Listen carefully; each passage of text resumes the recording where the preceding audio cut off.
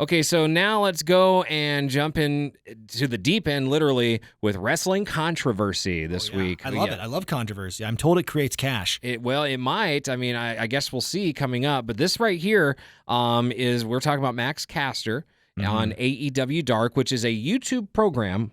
It's not on national syndicated television. Apparently, during his entrance, which he does all the time.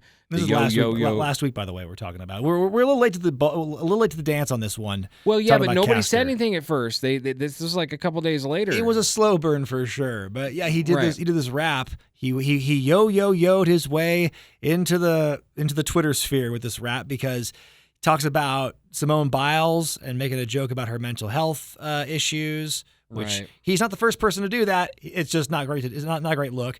He also makes a reference like one line later to the Duke lacrosse team, which how is dated like is that? It's dated. It's also not even a very good it wasn't even a good analogy to what he was doing because they were cleared of the charges. So I'm not sure what point he was trying to make with that. And then he wraps it up with this reference to like a smelly vagina joke with Julia Hart, this 32-year-old man. What are you doing rapping about 19-year-old Julia at ringside here? Right. It was just, I don't know. It's not the first risque thing Caster has rapped about in the history of AEW or the Acclaimed. But I think the big difference was that it was dark. And you were telling me something about the big distinction about that is that Tony Khan, who normally approves these promos. Right. Like, he was not to be found for this one. No, but so I listened to what he had to say about it. He basically said that he does produce Dynamite. He's 100% involved. And when he's on Dynamite, he gets with him before the event and he goes over the rap to make sure everything's good.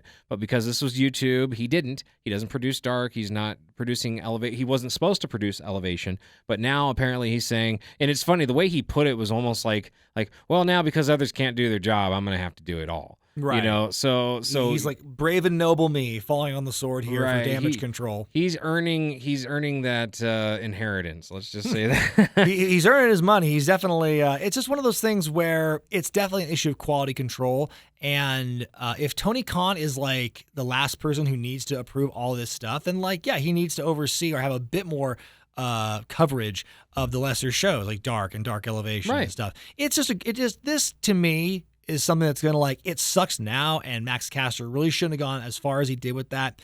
And I think that he will be fine. Everything will be fine. This will eventually die down and be seen in from a couple of years from now. It'll be seen as another growing pain for AEW, or it's something they're going to learn on the job. Where it's like, hey, there's I love non-overly scripted promos and speaking from the heart and promos as much as anyone else, but there still needs to be like a chain of command and a chain of approval.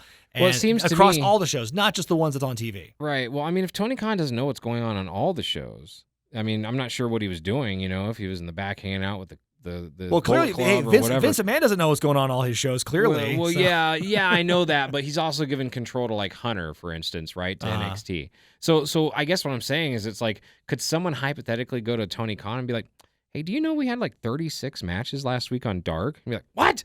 We had 36 matches?"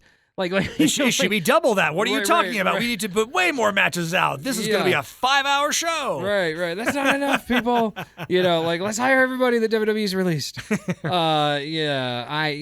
So at this point, it kind of blew my mind that Tony Khan, was like, I'm hands-on with one show, but I'm not on the others. So, but that's okay. I guess he's going to step up and do it now. Good for him. I think, Max Caster, people were thinking he should have been fired for that. I don't think he should have. No. Again, it was a stupid thing to do, and it should have been cleared beforehand, but I think it's just going to be a learning experience, and eventually it's all going to blow over. Well, that's what people say, but let me ask you this, because you got to tie it in. And I think it has a lot of similarities to the situation that happened with the NWA and Jim Cornette a couple years ago. Now that is true. That joke that he said. Now I will tell you, when that happened, Dave Meltzer wrote like a 2.5 paragraph article on the death of Jim Cornette's career.